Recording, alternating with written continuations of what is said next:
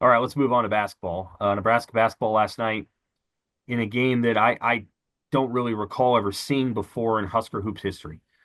They lose 116 to 114 in double overtime. I still haven't checked. That may be the most points Nebraska's ever scored and lost. Hmm. Um, a game where they trailed by 5 to 10 for much of the contest. The flagrant foul happened in a moment when they were down four and they had possession of the ball and they could have gone down two. Instead, they went down eight, which I thought was a big moment. But then they climb the mountain. They get all the way to the end. They have a chance to win in regulation. Bryce Williams misses a free throw and he missed it short. It felt like he just came up short there. Like maybe the legs weren't all the way into it or whatever. He then sets the single game scoring record for the school with 43, breaking Eric Piakowski's record, which was 31 years old. So a wild game. They didn't win. So the immediate thought is NCAA tournament bubble. But I'm trying to remember a 3 game stretch where what happened to Nebraska happened, or what Nebraska didn't do. And I'm racking my brains and I can't remember anything. I mean, it's such a unique spot in the sense that like Nebraska's had some bad teams and they've been through skids, but they haven't had their heart ripped out this many times, like in such a short window. I mean, you lose by a bucket at home in a game where neither team scores 50, and you lose by a bucket on the road where both teams are in the 110s, and a ton of stakes for both. The game seemed to me like a microcosm of the season. I mean, it's kind of felt long. It's felt tiring. It's been frustrating. And I think one maybe second to the officiating is a sense of frustration to me is that Bryce Williams is playing as well as any Nebraska player in the Big Ten era, and what are they getting out of it? He scores 43 and they lose, and he's going to be an all Big Ten first teamer, and are they going to make the Big Ten tournament? Like that's the frustrating part is I think you can stomach it a little bit more if you just could say, it was a bad team, they had some misses or they had some injuries or whatever, and you just kind of move on. But like this sort of angst that there was potential there and that they had some pieces to make the tournament and to maybe end that drought that everybody talks about with this program. I think that's where that pain comes from, is this wasn't one of these totally forgettable Nebraska ball teams from the last 20 years, 25 years. It was one that despite some flaws has had potential, and they just came up a little bit short. And they came up a little bit short again. And now you've got what, one game left guaranteed on your schedule. I mean, just like that, you're going from bubble watch and being in the tournament to all of it just coming to a crashing halt potentially. Just brutal stuff. Yeah, I think they could make the crown or whatever that thing is called if they lose to Iowa and they miss the Big Ten tournament. I think that would be a just reward. I'm going to have a hot take here, and it's this. A lot of people are critical of Fred Hoiberg and some of the things that's happened. It's natural. That's what online social media does today. Hoiberg makes a lot of money. So let's be clear. He makes 4.25 million, which is maybe the top 25 salary in the country. So it's reasonable to expect an NCAA tournament bid each season. And I do think there's room to look at the way that Hoiberg put the team together and the guys they put on the team and didn't put on the team. But I'm not sure this isn't one of his better coaching jobs because even though Bryce Williams is a very good player, they obviously found Bryce Williams, and he was a shooter at Charlotte. He was good, but he wasn't this player, and so they found him there, and they have developed him into this player, which they deserve credit for. I think he has tried to push every lineup button he's got, with the exception of starting Connor Essegian to start the games. Although I think Essegian started the second half of the game. Last night they didn't play Braxton Mee at all, I don't think, and they were in massive foul trouble, and they didn't put him in.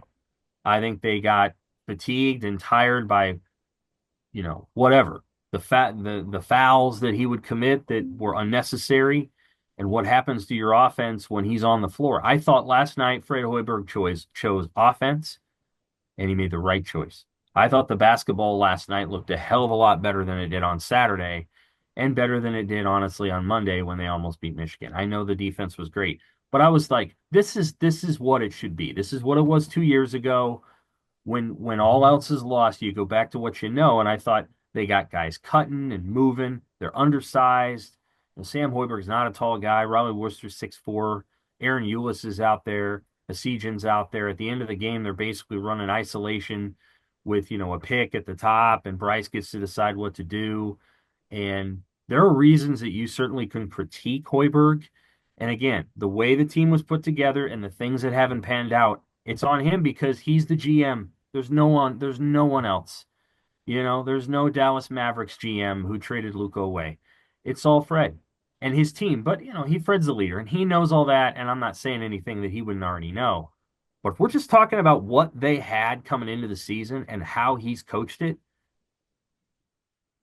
they had completely different games against Michigan and Ohio State, and they lost them both, but he had them in both. And with very different kinds of rosters, I think he's coaching his tail off. I just don't think that they have quite the weapons that you need. It stinks, Evan, when you got a point guard, your starting point guard standing in the corner, and he gets the ball. And if that guy plays for Ohio State, that guy can shoot threes.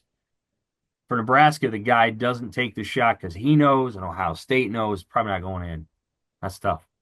You gotta have guards who can shoot, and that's for Fred to resolve. Maybe the guys that he's redshirting, Janowski and Frager, are those guys.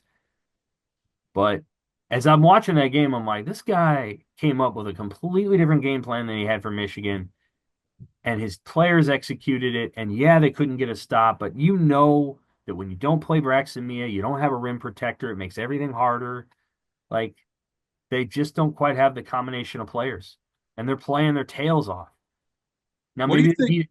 go ahead. What do you think the takeaway is for next year? Like, assuming Fred's back and they run it Oh, he back. should be back. Yeah, Yes. So, like, yeah. what's the takeaway for next year? Like, because there have been stretches this season where they've been, okay, we're going to play hard defensive basketball and we're going to play these low scoring rock fights, which we saw, a week or so ago. And then you have kind of the reversion to the offensive emphasis at Ohio State. Like, I just wonder what kind of style do they want to play? Like, it's great down the stretch when you need to win games to coach differently and to squeeze the most out of your lineup. But like, what's the overriding philosophy or the thing that Nebraska basketball feels like it can hang its hat on into next season? Is it a reversion back to the offensive emphasis, or are they going to go back to what they did this year? I just wonder what that approach is going to be in terms of how they build their roster and coach these guys moving forward.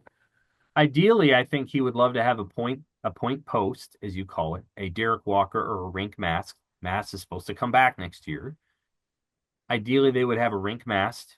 They'd have a point post who could distribute the ball from what they call the nail up there near the free throw line, arrayed by at least three and preferably four 3-point shooters, one of whom can be 6'10". Candidly, and this is Ryan Kalkbrenner is not a point post. The roster that Creighton has, I think Fred Hoiberg would be just fine with that. Sure. Yeah. And we don't like talking about Creighton necessarily here because there's a half court press and John Walker does a great job of that. But you think he would like a Jackson McAndrew on his team? Oh, oh, yeah, yeah. And I mean, Jackson McAndrew is not the defensive player that Berke Buchtengel is, but I mean, he can hit threes. So yeah, like you want everything, but ideally they want a George Niang or a Derek Walker or a Rink Mast to be able to distribute at the high post, and then they want to have guys who can shoot. They want guys that can get to the rim, and of course you want a defensive guy.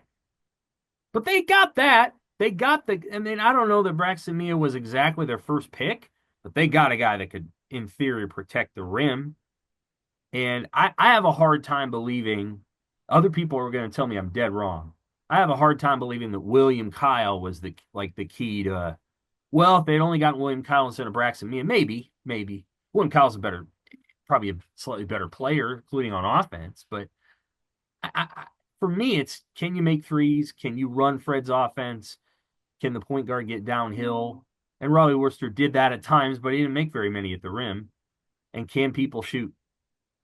And he's got to be able to put that kind of team together. Roster construction, I think, has been perhaps his largest obstacle since getting here. I don't think it's the coaching in and coaching out day in, day out kind of stuff. I think it's roster construction. Does he have the best does he have the best players who fit what he wants to do? And is the Big Ten and the way that it is almost a little too wield too much influence? I Mm. don't know. It's a question for the offseason, but I think he's coaching really hard. Man, you can tell he wants it.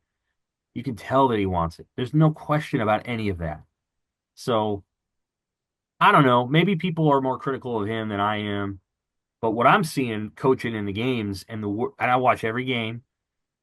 There's moments I would question or take back, but the stuff that people critique from the Michigan game where Connor Essegian's taking a three. Come on, that's not that isn't even in the gym of concerns. So stuff like that. So I don't know.